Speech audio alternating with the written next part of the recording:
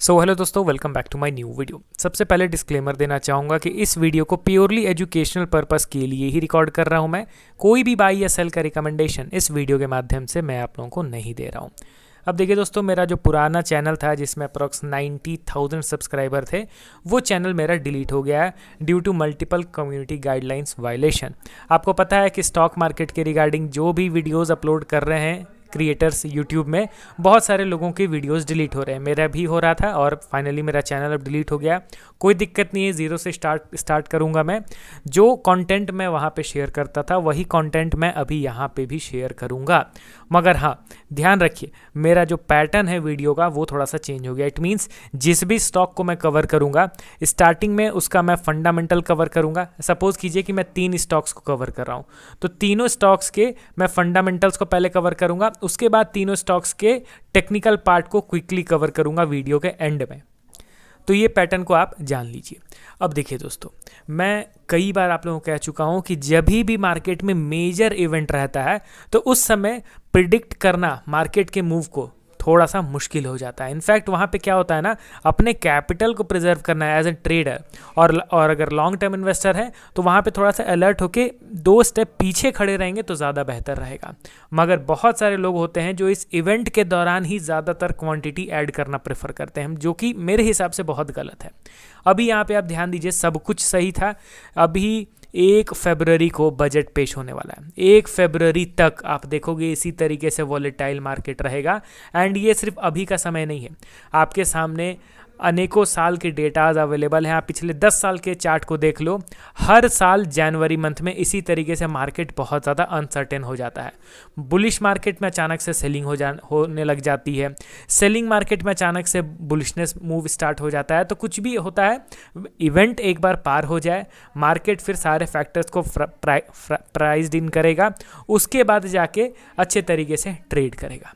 आज इस वीडियो में हम लोग टोटल 3 स्टॉक्स के बारे में बात करेंगे, जिसमें पहला स्टॉक हमारे लिस्ट में है पॉलीकैब इंडिया लिमिटेड।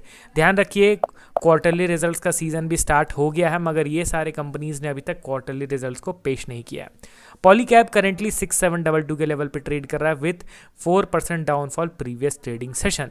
अब यहाँ पे आप इनके इन्वेस्टर के सेक्शन पे देखो, क्या कोई बड़ा रेड फ्लैग दिख रहा है? बिल्कुल भी नहीं। शेयर होल्डिंग पैटर्न काफ़ी स्ट्रांग है।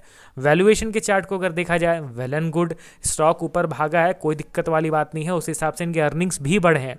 अर्निंग ना बढ़ के सिर्फ स्टॉक प्राइस ऊपर बढ़े तब थोड़ा सा डरने वाली बात रहती है। मेजर करेक्शन शायद आ जाए इन फ्यूचर, वैसा टेंशन बना रहता है, मगर वैसा तो कुछ है नहीं। अब यहाँ पे आप इनके प्राइस के चार्ट को आप देख लो, तो ये भी अपने ऑल टाइम हाई से थोड़ा बहुत नीचे कूल डाउन हो रहा है।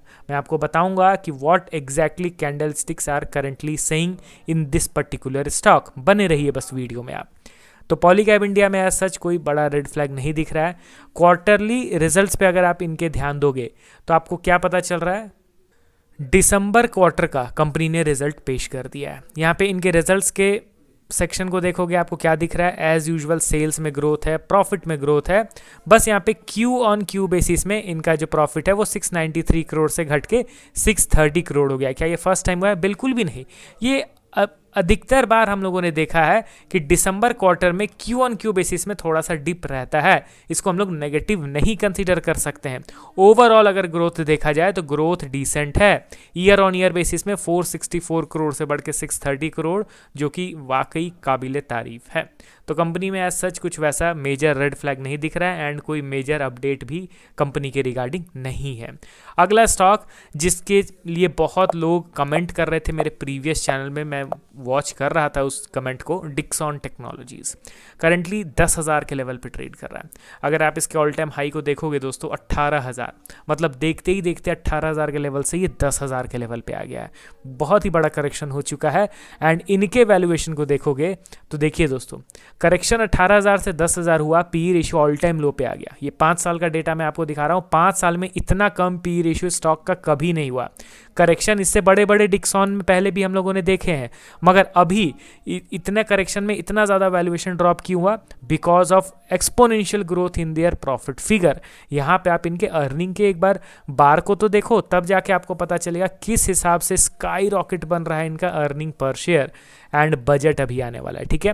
एंड इस बजट में देखना रहेगा कि क्या पीएलआई स्कीम के रिगार्डिंग कुछ और अपडेट आ रहा है, एक्सटेंशन हो रहा है क्या इस पीएलआई स्कीम का, कुछ और बेनिफिट्स मिलेंगे क्या मैन्युफैक्चरर्स को। तो इसीलिए ये जो डिक्सन टेक्नोलॉजीज जिसको बहुत ज़्यादा फायदा हुआ है पीएलआई स्कीम का, और वो पीएलआई स्कीम का अनाउंसमेंट कब होता है, बजट डे के दिन।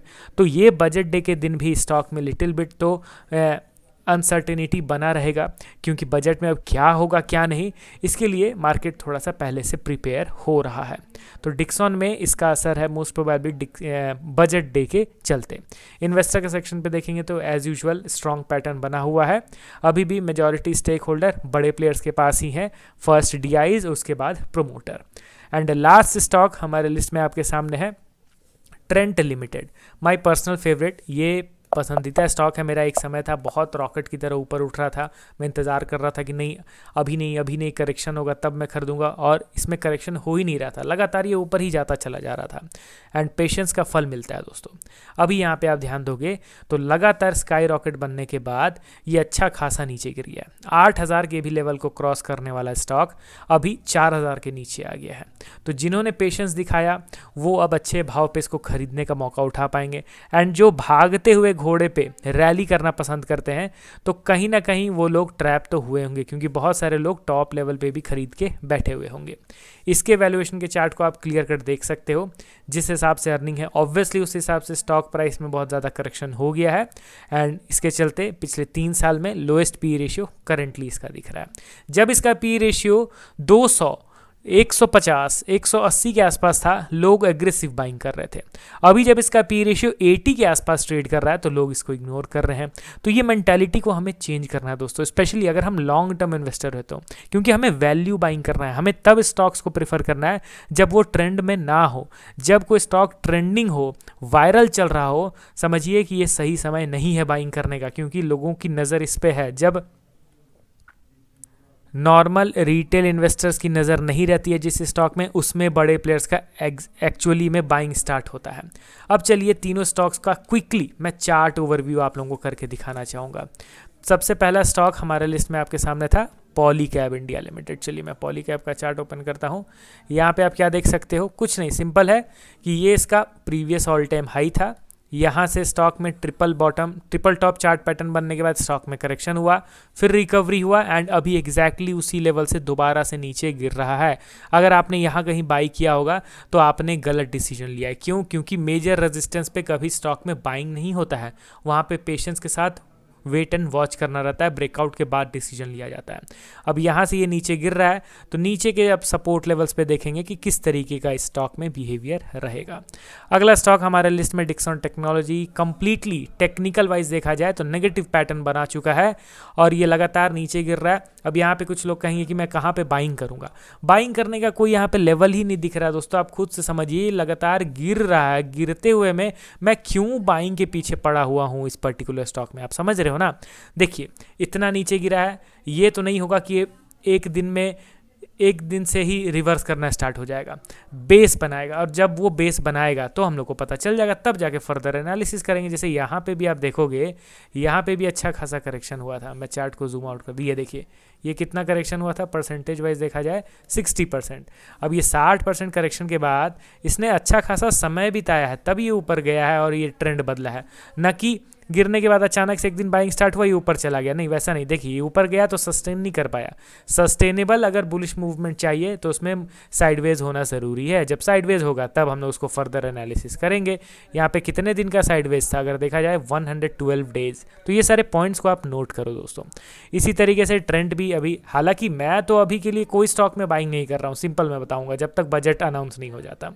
ट्रेंड अपने मेजर सपोर्ट पे है, देखते हैं कि इस सपोर्ट पे कुछ एक्टिविटी होता है या फिर फाइनली इसको भी ये ब्रेक करके नीचे गिरता है। As of now both Trent और डिक्सन दोनों ही कंप्लीटली फॉलिंग नाइफ वाले सिनेरियो को क्रिएट कर रहे हैं।